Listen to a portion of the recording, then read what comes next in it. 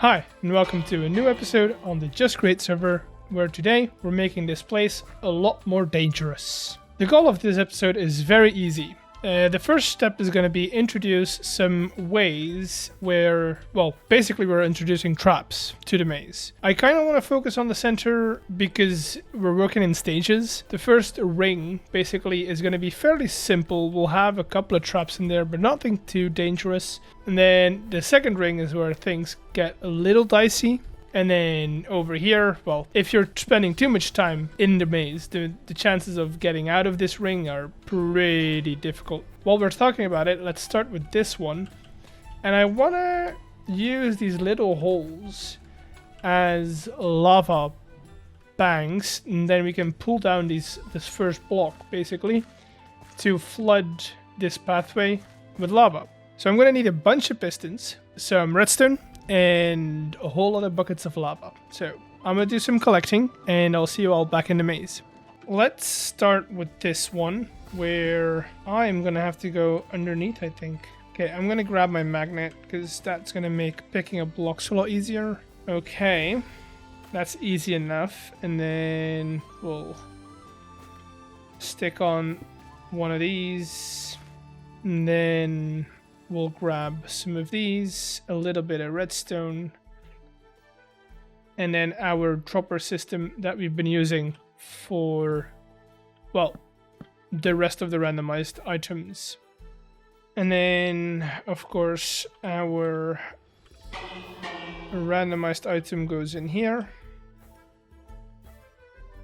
And then we'll do one, and an egg. And that should basically activate this. Oh wait, no, I probably should use power latch, because then I can extend these, right? Is that how oh no. Okay, first things first, we'll do small little repairs real quick. There we go. Now, whenever that's activated, this should... Let's try this out real quick. So we want to see those retract. Okay. Okay, let's now put in a little bit of lava, just so we can see what the effect would be on the pathway or on the corridor. We've got plenty, so I should be able to do 1, 2, 3. And then I hope that this will flow and at least obstruct that in a decent amount. Maybe not the entire pathway, because I do still want them to be able to get through. But, you know, just enough to be annoying.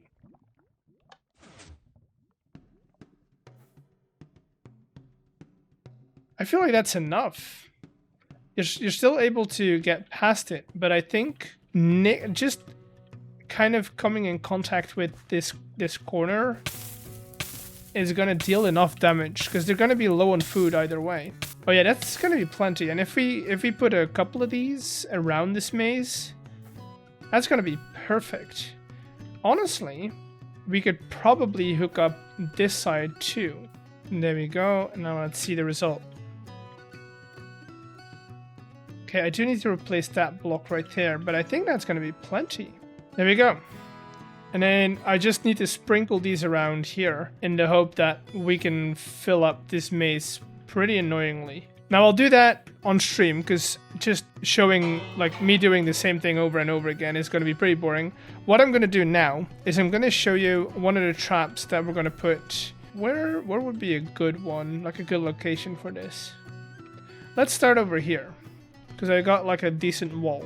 So the next trap idea that I'm having is we can put down some saws right here. Then I need a whole bunch of not chain conveyors, but what are they called? Encased chain drives, that's what they're called. Okay, let's do that, and then we go extend that by 1. On top of this, we'll grab a couple of fans. We're putting these back 1. Because if I were to put them over here, they kind of reach over the saw blade, so that stops people from getting hurt, which, I mean, we kind of want to hurt them, I guess. And then I am gonna get rid of that block, and then you get to go in there. And I need to find one of those.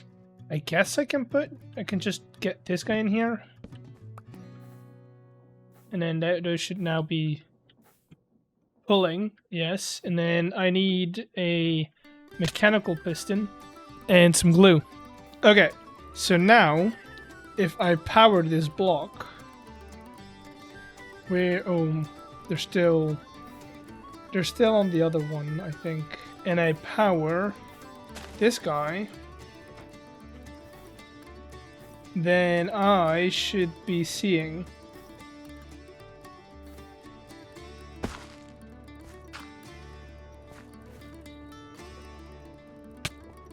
okay, I want that to be a little faster though. We need to speed this up, like, a lot.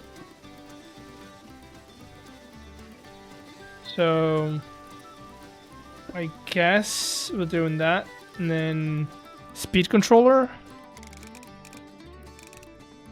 Let's do full speed, see what that gives us.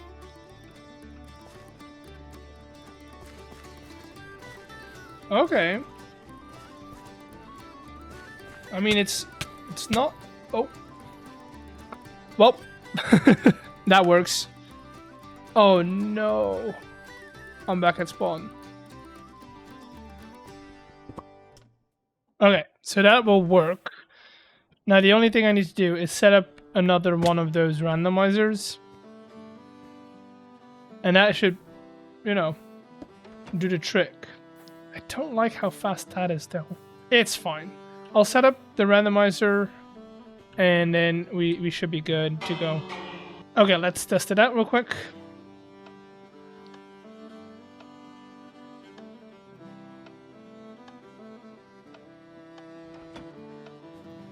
And that should have taken care, yeah. And then I can lock it again by powering that block. Oh. Of course. Now let me get these in place, and then I'm gonna do one more thing, which is basically the same thing as the lava setup, right? The same thing as, where did I put the lava setup? Right here. We're just not using the lava, and we're gonna be exposing this block right here instead of the bottom one.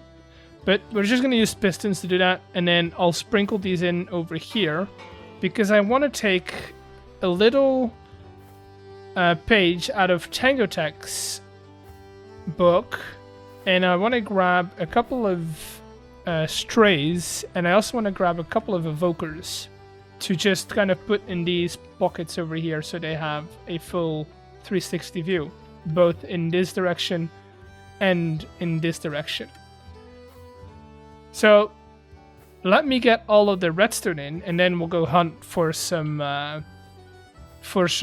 evokers and strays and whatever else I can find. This place now feels a lot more crowded with all the pistons in place and all the other mechanisms that we have. But before we keep going and we build out onto the second ring, which I've already started doing, but nothing too much, I want to set up the controls for this system. Basically what I want to do is I want to set up a timer that is going to start trickling down the moment they enter the maze. And when I say enter the maze, we're gonna take, I mean, we can choose. So we could take a redstone output from either these pressure plates, or we can take it from the door here. I think the pressure plates are the most fair, but we can always decide later on. For now, we're just gonna set up a little bit of a system that I thought out, a little bit of a nifty system that I hope will work well. Otherwise, it's a waste of time. Just gonna get a big vault in here. It doesn't have to be this big, but it just gives me a little bit of a background to work on. And then I need to set up a packager. We'll do that over here. We'll do something along these lines. And then what I'm going to do is we're gonna set up a little bit of a dropper system over here. So we'll put a piston up here, and this basically is our return system. We'll activate it by pushing this block down, and then this block will be powered with the same signal as we have over there, which every time the clock tings or the bells chime, this also will be activated. That being said, this is then a reset point which will deactivate this, and then the bells can chime however they want. It's not going to activate the dropper. To make this really interesting, we are going to use comparator gauges and a factory gauge to make this functional. We'll have a bunch of blocks. Let's do these. We're gonna... do I have more? Let's go and grab something that isn't gonna be used a lot. So we'll do that, right? This will count our blocks. And then over here, what we could do is we can set this gauge to be equals, I think. And let's do 8. Activate, and then we'll give that a new connection right there. Right. And then we'll also give that a new connection to this guy. That now should mean that if I put 8 blocks, 1, 2, 3, 7, and then one more 8.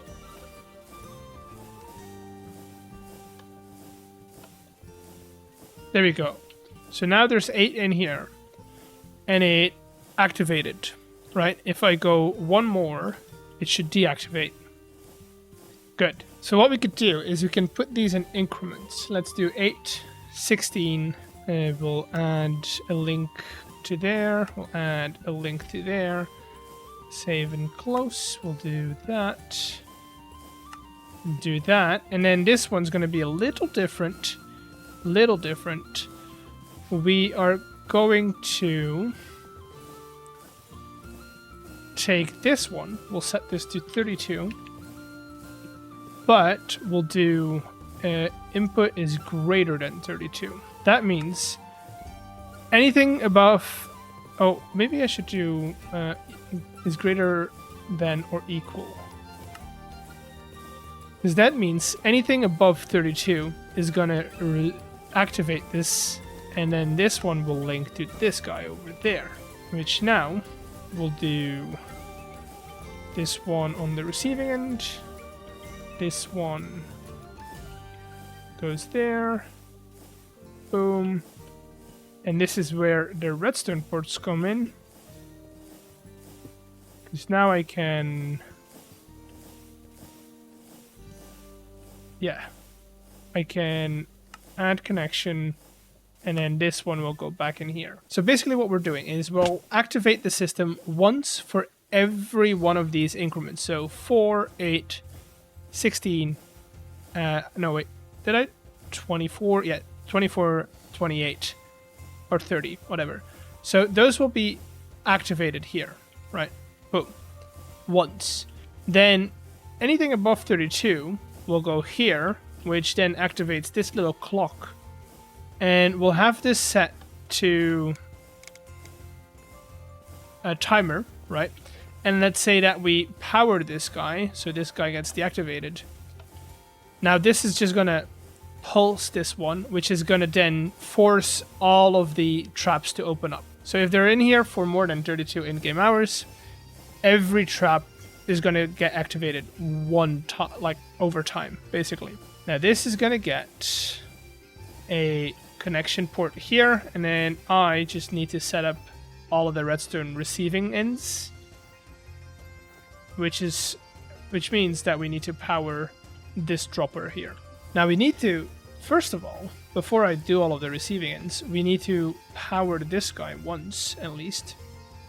And we'll take input from this redstone wire, which is activated upon, or we could make it better and we could use this, which does sound like a better idea. Good. So that should now function the way I want it to. Now I'll get all the redstone links in place off camera because that's pretty boring. It's just basically me doing this over, well, on all of these. Boom, boom, boom. That's it. That's all I need to do on all of these.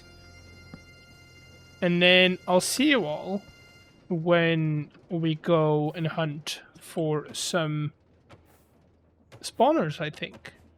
Now for the monster spawners, I need a couple of each. Well, I need one blaze and one not slime.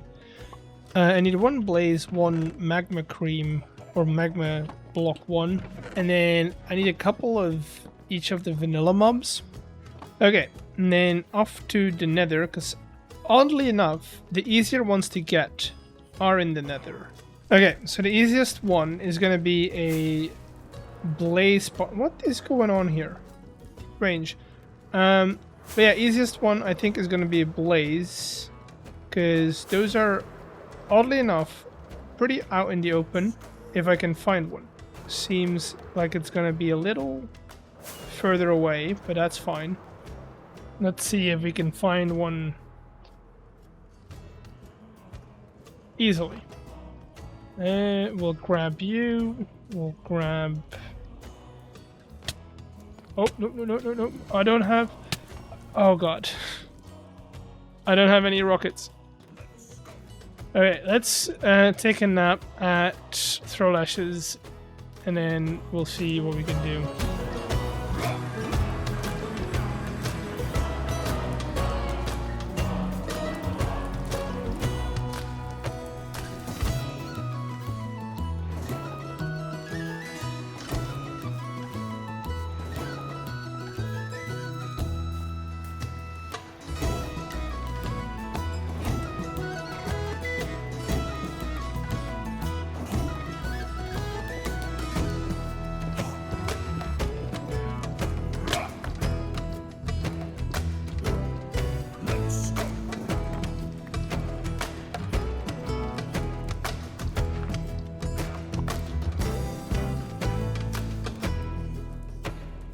Alright, that is a blaze spawner. So we're gonna do boom, do that just so I know which one it is. Blaze, and then we're gonna put that in here. Gonna clean out the inventory a little bit because I don't need the stone pickaxes, don't need the extra stone sword. The rest I will need. Now I need to do the same as we've done for a bastion, which I'm gonna assume is gonna be either closer to that.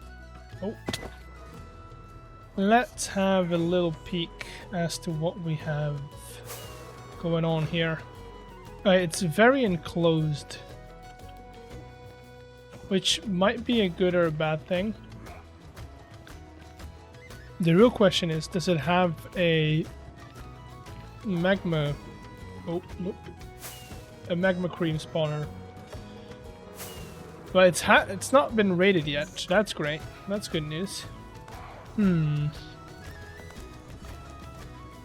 do you tackle this?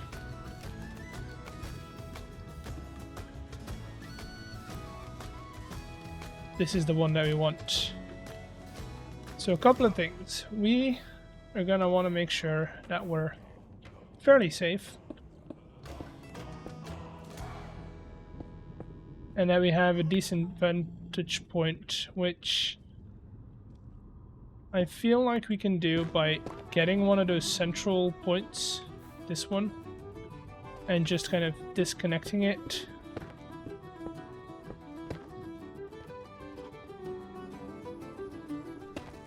Because the first thing I want to do is get rid of all the brutes.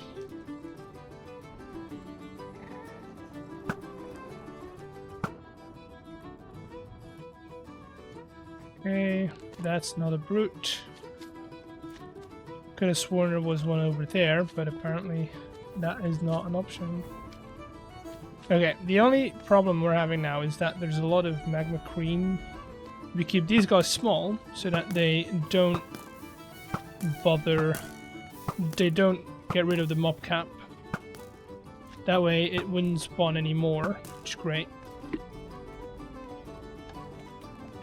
There we go. And then just for good measure, we might as well grab some loot. Now the moment we do that, we are going to angry some piggies, but should be good to go.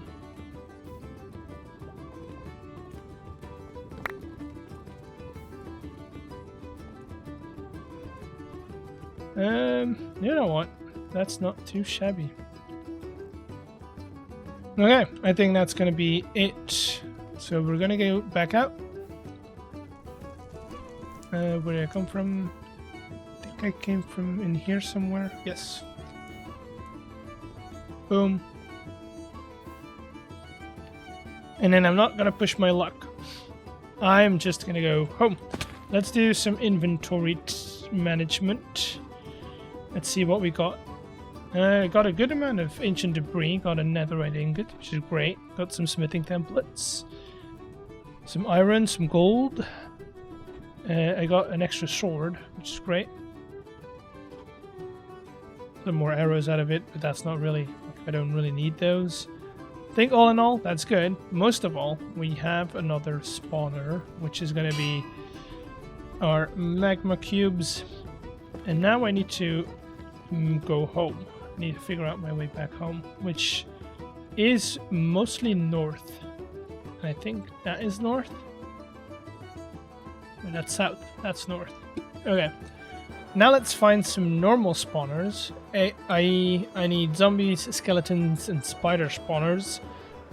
And I think the way to do it is the same way I did it last season, which is going down into some caves.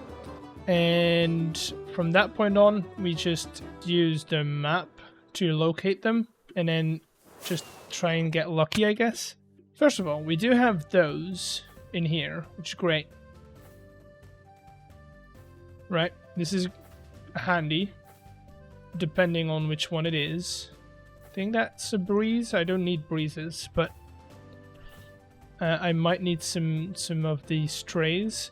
And now we use the map. We go map. Okay, maybe we have to go up a little. Maybe we go up here, and then we do map.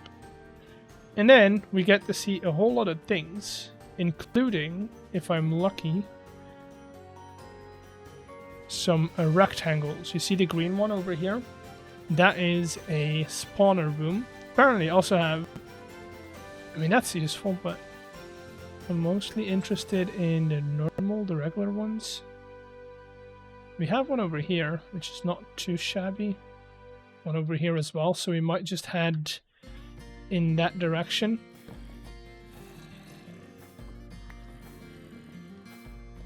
Okay, now we get to pick off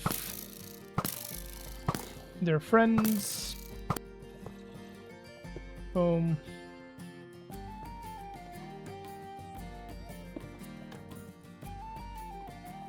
And there we go. Call that guy zombie. And this is what I'll be doing for the next foreseeable future, because I need a couple of these. I've got a couple. I mostly have zombie spawners, which is not great. I need like a wider variety of spawners, but I'll keep looking for them. For now, I need to figure out a way to store loose mobs, in the sense that I want to get a couple of evokers Now, this is going to be temporary storage, so it doesn't need to be anything fancy. We could literally just make... Oh, chunks are still loading. We could literally make a box and store them in that, but... Let me see. So the problem with evokers is the moment they see you, you're kind of screwed in the sense that they will kind of just attack you with vexes. So I'll need to figure out a way to not get attacked, which is always kind of a problem. With that, let's grab some glass just because we can. There we go. So now all of these are going to go into this bay, and then we just need a couple of buttons on the back row to activate them whenever we need them. Right. Now, wish me luck, because this might go wrong real quickly. First of all, I need potions of... What are they called? The potions thingies? I've got 2 in total. Okay. Well, let's... oh, also, we should probably grab a bucket of milk real quick. Just to be sure. Okay, I'm ready. And hopefully this isn't gonna be bad.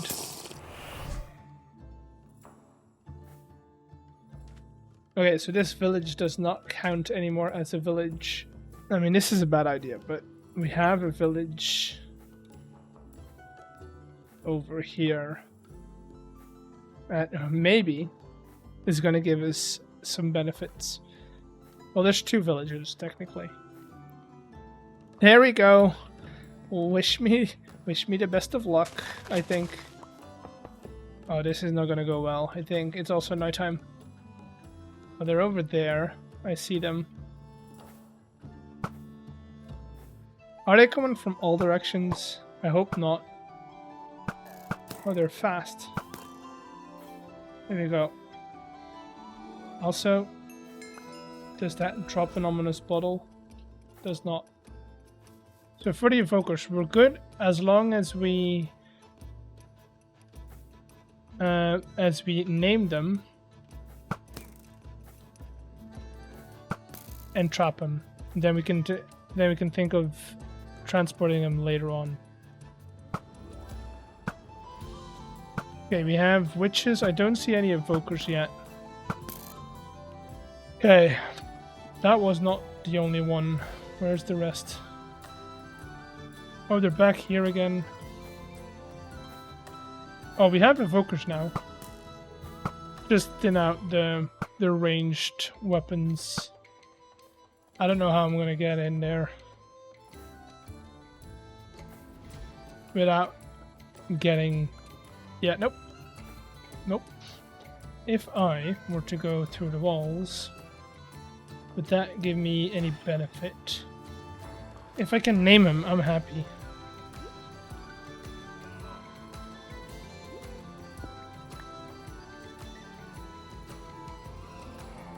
Okay, he's named. There's 2 remaining, so it's that one and then another one. The question is, can I pick him up without having to, you know? Can I pick him up without having him activate his fexes? I'm gonna go similar strat. We're gonna go underneath, empty our hand. Oh, no. Yep, that's what I thought. Okay, let's see if this is gonna work. Invisibility. Then we take off the armor, except for the jetpack.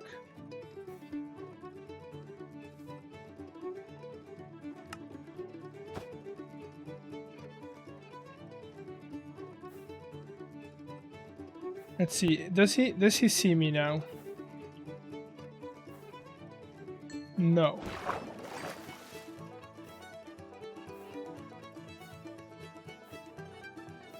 I can't see what's happening. There we go. Okay, let's put him right there. Oh, no. I think he's not in. He's in a minecart. He's not in.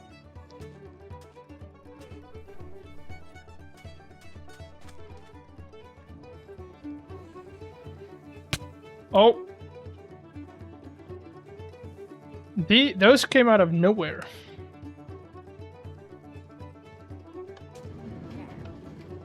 Is he in? He's in, baby.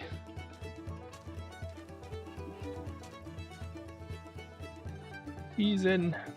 Okay, so for future ones that we want to do, what I'm gonna end up doing, first of all, we're gonna put all our armor back on. Right, so we can drop him in there, drop down, get a minecart in here, and then activate it. Now, Silent says these are great to capture vexes, which means that we probably just should go around and place these down. Okay, now is he gonna get angry at me if I stand here? No. Good. Do we want to do this a second time? I'd say so. Okay, that's 2 of them. 2 of them that are ready to go. And now I need to do... I need to get some skeletons, but I want to get the frozen ones. What are they called again? I can't get to their name. What are they called again, the frozen skeletons? I think, if we're lucky, we can grab them from this guy. Oh, we've got bogged. Bogged would be nice as well, really. Could do bogged and strays.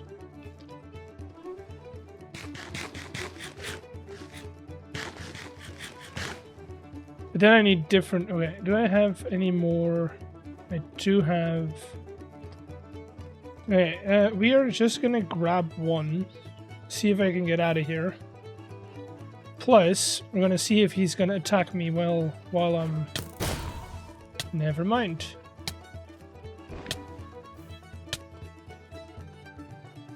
Okay, he's not attacking me while I hold him, which is nice. Okay, I do need to figure out how I got in here. I think I came in through here. How did I get in here?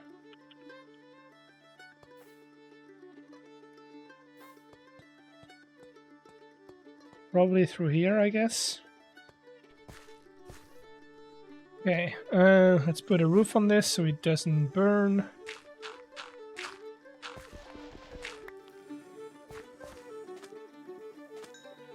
And then I just have to walk in here, get him on there. There we go. Oh no, I put him in the same... Oh, never mind. I was smart. There we go. So he's now waiting. Now we just have to do that a couple more times. Alright, I got a little bit unlucky, and they started attacking each other, so those 2 are now in very bad positions, but we'll get them out. I got a couple of bogged, I got a witch, I got some strays, and then I got some more space, basically, for some more of these. But I think, overall, I kind of want to get some more witches, but we'll get to that in future episodes. I also... Did I put them all down or not yet? I don't think I've put them all down yet, but I'm pretty sure. Yeah, I've got some more. So I got a spider one, got some more skeletons and spiders as well.